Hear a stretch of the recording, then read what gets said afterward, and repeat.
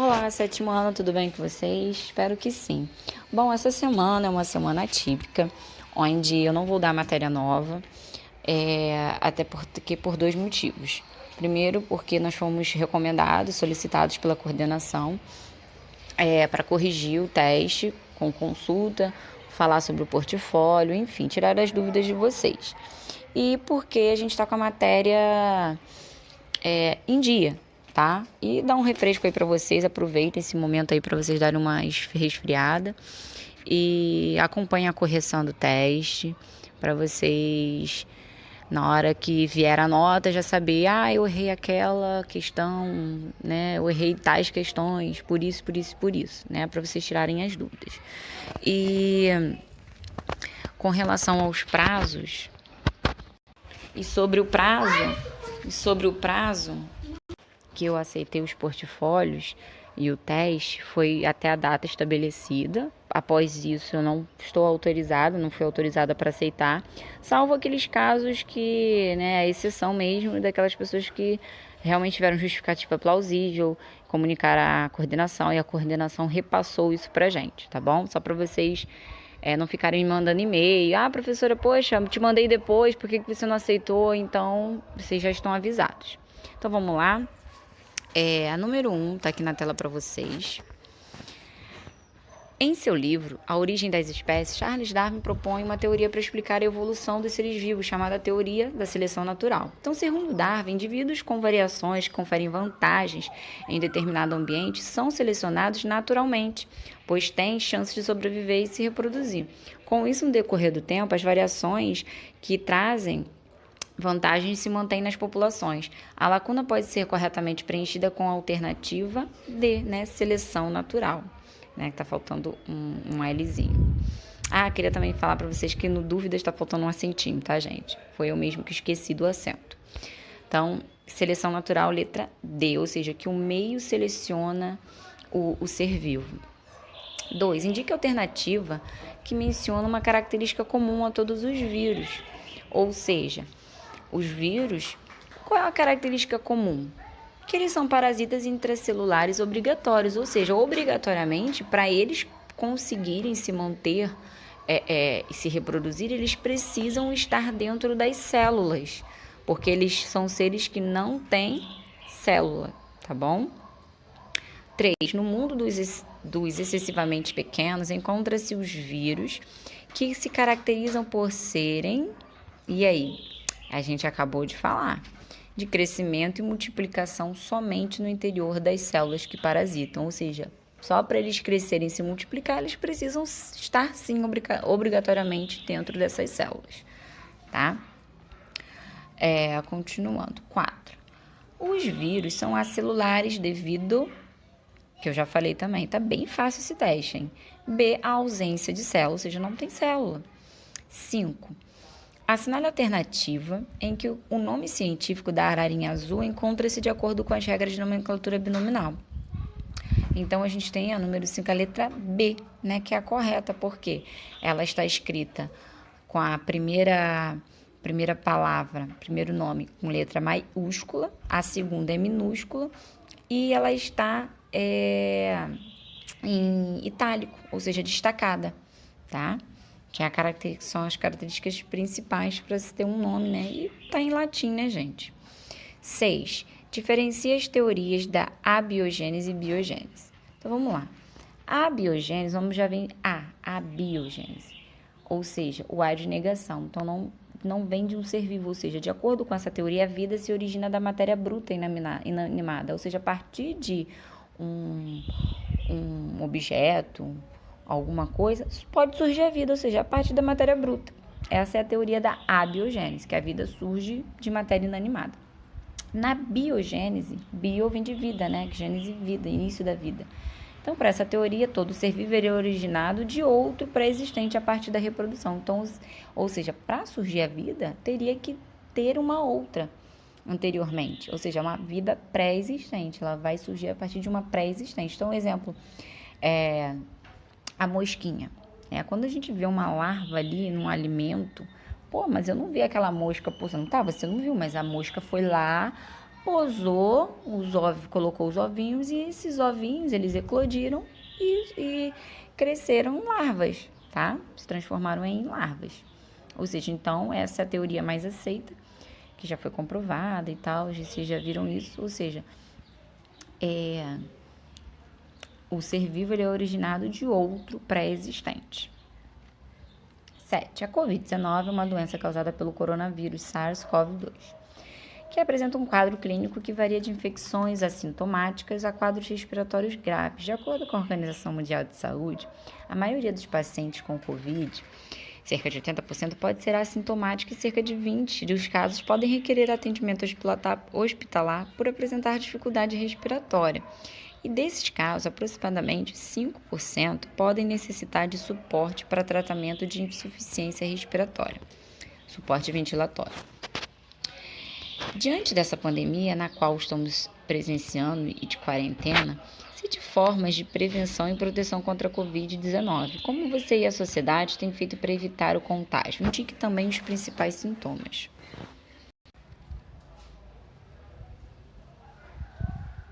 Bom, então eu vou citar aqui algumas das medidas e sintomas, mas claro que vocês não podem deixar a resposta exatamente igual, mas às vezes eu dei a nota, né, um ponto na questão, mas às vezes vocês falaram com palavras diferentes, mas com o mesmo sentido. Então, lavar sempre as mãos com água e sabão, quando estiver em casa, nunca esquecer o álcool em gel, sair de casa. Evitar levar as mãos na boca, nariz e olhos, ou seja, para evitar contato com gotículas de saliva, para não se infectar, evitar aglomerações, usar máscaras ao sair de casa somente casos de necessidade. Principais sintomas: falta de ar, tosse seca, febre, dor no corpo, garganta irritada. Tá? Então, são essas medidas que estamos tomando atualmente. Número 8. Explique as teorias de Darwin e Lamarck. Dê exemplos. Então, eu coloquei um pouquinho grande, mas eu vou dar uma resumidinha para explicar melhor para vocês mais uma vez. Quem colocou de maneira diferente ou menor, né, uma resposta menor, eu vou considerar também, mas que tem o mesmo significado. Então, Lamarck, a sua teoria era baseada no uso e desuso. Então, quanto mais usava-se um dado órgão, né, considerando o uso desse órgão, levava ao seu desenvolvimento. E o desuso desse órgão conduzia o quê? A sua atrofia, ou seja, deixava de ter utilização e desaparecia. Todas essas modificações seriam depois transmitidas às gerações seguintes. Tá? Então, é a lei da transmissão dos caracteres adquiridos. Vejamos, transmissão dessas características adquiridas não está errado. O problema é que a teoria de Lamarck ela foi rejeitada, né, depois. Então, o uso e desuso ele não seria passado de geração em geração. Então, por exemplo, ele afirmava que ao fazer força para alcançar o alimento em árvores altas, as girafas esticavam seus pescoços e com o tempo os pescoços ficavam mais compridos. Então, ele achava que essas características dos pescoços mais compridos, que à medida que elas iam esticando para alcançar as copas altas das árvores, ela ia ser passada de geração em geração. Isso é lei dos caracteres adquiridos, né? A transmissão desses caracteres adquiridos. Não está errado. O problema é que o uso do pescoço, quanto mais usava o pescoço, mais ele ficava longo para alcançar. E aí os filhotes também teriam uma tendência a ter os pescoços longos. Tá? Então, vocês vão entender o porquê que ali não foi empregado de maneira correta. Não está correto por isso. Então, vou dar um exemplo. Filhos de um homem moreno, pela exposição no sol, nasceriam com a pele mais escura. E filho de um atleta com músculos desenvolvidos adquiria, por sua vez, melhor estrutura muscular. Está errado. Né? Não é porque o meio ambiente está influenciando a gente aqui agora que ele vai interferir na genética. Que eu vou passar para o meu filho uma pele morena que eu fiquei no sol aqui hoje à tarde. Eu vou passar isso para o meu filho quando eu engravidar. Não, isso não é verdade. Só vai passar quando é uma característica que já vem com você. Né? Cabelo moreno, teu cabelo escuro, cabelo louro. A tendência de você passar para o teu filho é grande. Porque você tem cabelos loiros, você já nasceu com os cabelos loiros, não porque você se expôs ao sol ou você pintou o cabelo, né? Com água oxigenada, descoloriu, entendeu? Então, ele acreditava muito na lei do uso e desuso. que quanto mais se utilizava o membro, mais ele crescia e ele conseguia passar para os seus descendentes. Tá? Mas essa ideia já foi rejeitada. Já Darwin postulou até a teoria da seleção natural, ou seja, o tamanho dos pescoços dos ancestrais da girafa variava, sendo que alguns eram compridos e outros mais curtos. Então, os animais de pescoço longo iam alcançar as folhas mais altas das árvores e levavam vantagem para se alimentar. Por isso, tinham mais chances de sobreviver e deixar descendentes férteis, né? Então, pensa comigo. Quanto mais as girafas, quanto mais tinha alimento naquelas copas das árvores lá no alto, mais eles conseguiam se alimentar e sobreviver, correto? Então, a tendência era o quê? Uma girafa de pescoço longo, que se alimentava com as folhas lá no alto, acabava se reproduzindo com outras girafas também da mesma característica. Por quê? Porque elas também conseguiam se alimentar. Então, o indivíduo, quando ele está bem alimentado, ele está bem adaptado, ele consegue se reproduzir e deixar descendentes. Logo, essas características de girafas de pescoço longo era passada para os seus descendentes. Por quê? Era uma característica vantajosa ali naquele meio ambiente. Ou seja, aquelas girafas que tinham pescoços menos longo, que não tinha tanto alimento ali no baixo, né, era escasso o alimento, ela conseguia ficar forte e conseguir se reproduzir, ela conseguia gerar, ela conseguia atrair o parceiro do sexo oposto? Não. A gente sabe que no mundo animal, para a sobrevivência até mesmo de todos os seres vivos, um indivíduo mais bem adaptado, que tem condições para sobreviver, ele sim conseguia se reproduzir e deixar descendentes. Então foi o que aconteceu. Ele privilegiou os indivíduos de pescoço mais comprido durante milhares de gerações e é responsável pelo pescoço longo das girafas atuais. Então, esse processo ele pressupõe a existência de variabilidade entre os organismos de uma mesma espécie. Ou seja, a variabilidade da existência, de variabilidade, existência dessa variabilidade. Perdão, gente, eu acabei me confundindo aqui. Então, a mortalidade foi maior entre os indivíduos menos adaptados no meio, pelo processo de escolha ou seleção natural. E aí, restando apenas as girafas que melhor se adaptaram ao ambiente. Então, aquelas de pescoço mais curto já morriam com mais facilidade, porque elas não estavam tão bem adaptadas. 9. De acordo com as regras de nomenclatura binominal, quais os critérios devem ser estabelecidos para designar um nome científico? Bom, então a gente sabe que é obrigatório o uso de duas palavras para designar o nome científico. Por isso a expressão sistema binominal, que a palavra significa com dois nomes. Então, a primeira delas tem que ter a letra escrita inicial, maiúscula, a letra inicial maiúscula, a segunda com letra inicial minúscula, e deve ser escrito em latim, deve também estar em itálico ou sublinhado. A gente já falou sobre isso. 10. Com base na classificação dos seres vivos em seus reinos, dê as principais características de cada reino. Então, vamos lá. Característica do reino animal ou animalia. Todos são pluricelulares, eucariontes e heterótrofos. São as características básicas, tá, gente? Eucarióticos porque o núcleo é verdadeiro, ele é delimitado por uma membrana nuclear que vai abrigar o núcleo. Heterótrofos porque não conseguem obter o próprio alimento. Então, a gente tem representado pelos animais, esponjas, mamíferos, aves, entre outros. 2. Vegetal ou planta, né? O plantae. Todos são autótrofos, ou seja, conseguem produzir o próprio alimento. São eucariontes e pluricelulares, e representantes desse grupo são as plantas. Desde as muito pequenininhas, né? Musgos, briófitos, até as mais altas, né? Com muitos metros de altura. 3. Os fungos ou reino fungi, né? Já está falando dos organismos unicelulares, ou seja, que só tem uma célula, e tem aqueles pluricelulares também, eucariontes e heterótrofos. Então, representantes, cogumelos, bolores, leveduras.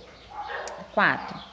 Monera, né? O reino Monera. São organismos unicelulares e procariontes, só tem uma célula, e procarionte porque não tem aquele núcleo verdadeiro, ou seja, não tem uma membrana que vai delimitar o núcleo.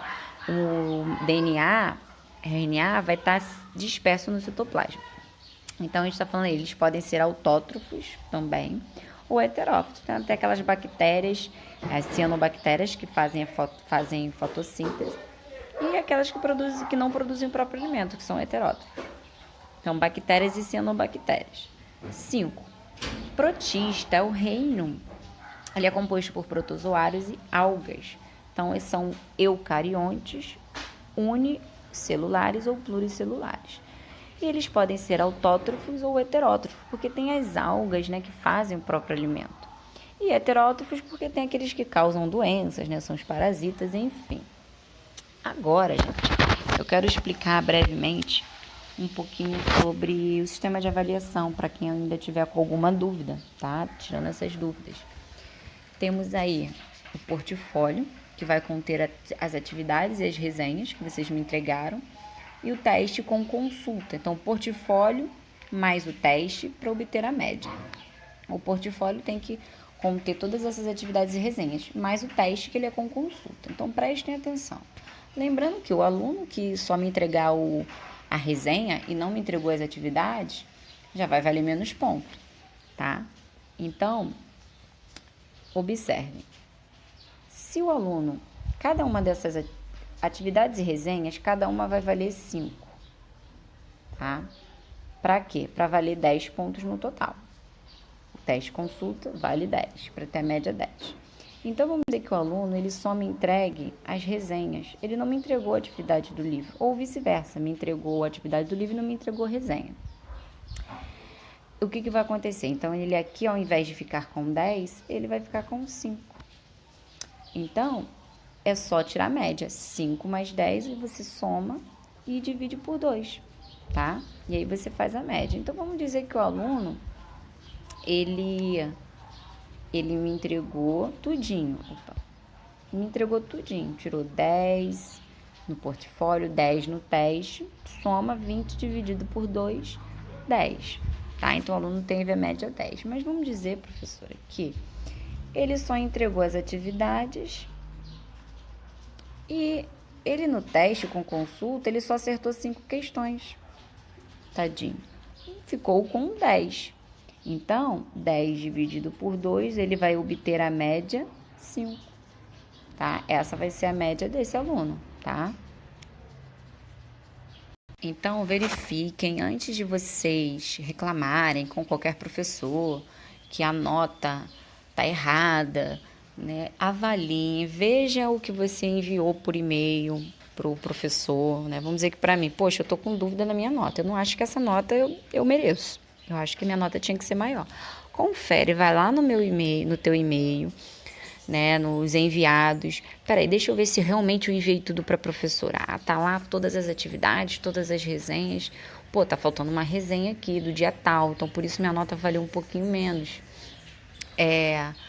Resenha. Aí tem aluno que também pode ter enviado pouca atividade, não enviou a suficiente, né, da atividade do livro, só enviou poucas fotos. Então, confiram se tá tudo direitinho. E o teste, acompanhe a correção se tiver com dúvida. Ah, professora, você falou que a resposta é X, mas eu não marquei essa, eu acho que a minha tá certa. Veja aí nesse vídeo aqui a explicação da correção, o porquê que a sua resposta tá errada ou você acertou menos. Pode ser que você não tenha tirado 1 numa questão. Vamos dizer que eu considerei só metade da questão. Possa ser que seja isso também, mas valeu meio ponto. Então, reveja aí, vê se está correto. Em último caso, se você reviu esse vídeo, analisou, acha que realmente porque o professor também erra. Ah, o professor errou? Me manda um e-mail no WhatsApp. Professora, eu não entendi porque minha nota foi X. Não tem problema, eu reavalio aí, vejo se realmente a correção foi certa, tá? Bom, então é isso.